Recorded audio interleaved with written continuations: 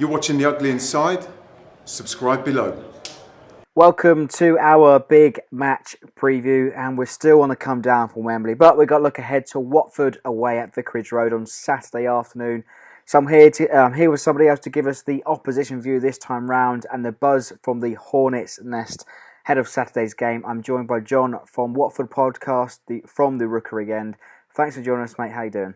Doing good. Hopefully, probably, I'm assuming, better than you. Well, I mean, let's get straight into your team's performance last weekend up at West Ham. The way that I saw it, I didn't see much of it, to be honest. I was sort of drifting off on Match of the Day. They were last on, but you were clinging on to that lead at the very end, weren't you? Yeah, it was a strange game. First 20 minutes, 25 minutes almost, we were doing great. And we were on top and we were being quite interesting. And then Zarate got a knock. And he didn't go off at that point. And we were certainly sort of chatting, not holding on, just took a energy level off. And then when he finally went off, we really did sort of go on the back foot. It was right near the end of the game where he went off, and maybe the substitutions that we had weren't like for like. I don't know if we were trying to protect the lead rather than anything else. But then I think West Ham just came out in the second half and were a little bit more determined. And even our second substitution we had didn't quite make 100% sense to us. Of course, after the game, we're going, oh, well, I would have done this, I would have done that. Hindsight's an amazing thing. But we changed, let's say. The way I feel about it was that not the limitations of our squad, but let's say the limitations of our game plan, that role that Zarate plays, which is what you would probably try and call a creative role, was being filled with Pereira, who went and is injured in the season. Zarate's come in and he's injured to the end of the season. So we weren't having a creative, fun time, let's say, whilst Pereira was not with us and before Zarate turned up. But we were having other injuries at the same time. So the West Ham game, I don't think we were lucky to get the draw, but it was the fair result. Yeah, I mean, typically, how have you been performing recently? From what I've understood, despite the game at the weekend, you've been tough to beat. Mazzari's really put in a tough to beat team out at the moment, hasn't he? Well, we absolutely looked like fools when we played Millwall in the FA Cup. It was a completely different team, of course. And the following game we played Arsenal, and well, you couldn't think of a different team. It was a completely different Watford. And we brought in Niang, was sort of his first game for us from over on loan from AC Milan. It was Cleverley's second game since he's sort of on loan for us from Everton. And they, let's say, just sort of completed the team a little bit better. And it was also where Mazzari went to 4 at the back. We've been playing 3 at the back. He went to 4, and it just felt a little bit more secure. And is that, but also with Troy Deeney, with his sort of the players around him, he seems to be just supported a little bit better. He's the big man to hit up front, but you're hitting him, and there's some other more people around him, and that sort of seems to be more of a full, let's say, attack of recently. But we still let a goal in the game. We're not we haven't had a clean sheet for a while.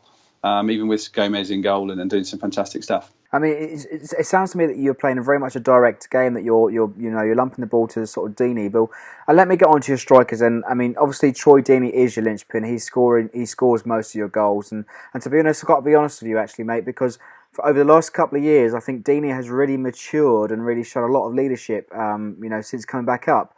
But another striker who you sort of briefly touched upon, he picked up a nasty injury the weekend. Mauro Zarate, a cruciate ligament, out for 6 months. How big a blow is he? It feels like it's going to be a big blow because of the type of role he plays. He'd only played 4 games, not even a handful of games. So I don't think it doesn't feel quite like, you have that player who's done well all season and they've gone. And you think, oh my God, what are we going to do? So it's not quite the same as that. But we have a slightly different squad to when Pereira got injured. It'd be interesting to see how Mazzari, what he does and how he changes things and what players he sort of adjusts, the system, but also maybe filling in that role. We're still waiting for Amrabat to come back, who had a great sort of start to the season for his injury. And there are sort of options there.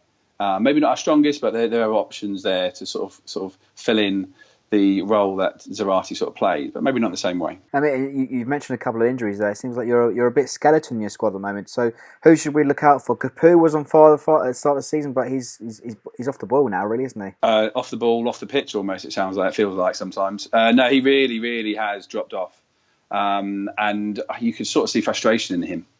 The start of the season he was scoring goals, and he did that last year, and he's gone back to last year. And last year it felt like he was being played in the wrong position.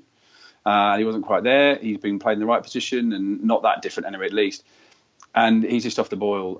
The man who sort of has made a difference, or let's say the man who started the season was Barami.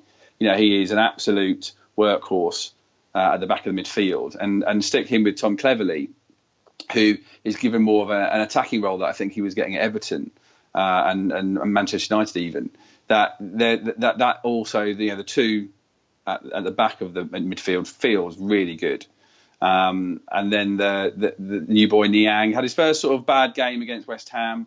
Was finding it tough. I think West Ham had sort of pointed out or had noticed how good he's been recently, and maybe put a little more pressure on him. He's fairly young. He has only just recently come over from AC Milan. Did well there. But he's sort of exciting. I'm still waiting for him to score a worldie from outside the box in the top corner. Okay, mate. Well, let's try and wrap things up then. Can I push you for a score prediction? It's got a mid-table classic all over it, hasn't it? It does. You will score one because we always let one in. And I'm going to go 2-1 to Watford. I'm not going to ever go for a draw. Got to make sure I've got the right face going forward on an opposition podcast. But it's I'm going to go 2-1 Watford. Niang with a worldie from outside the box, and I think one. Hey, let's go controversial. Capu's going to score. Big controversy from there, mate. But John, thanks for joining, mate. You've been great. No worries. Don't forget to check out John on From The Rookery End Watford podcast. It's a great podcast. Check them out already. It's at Watford Fanzine over on Twitter. All the links will be down in the description. Let us know your thoughts in the comments below. Watford away at the weekend. Can we bounce back from Wembley? Let me know in the comments below. Thanks for watching.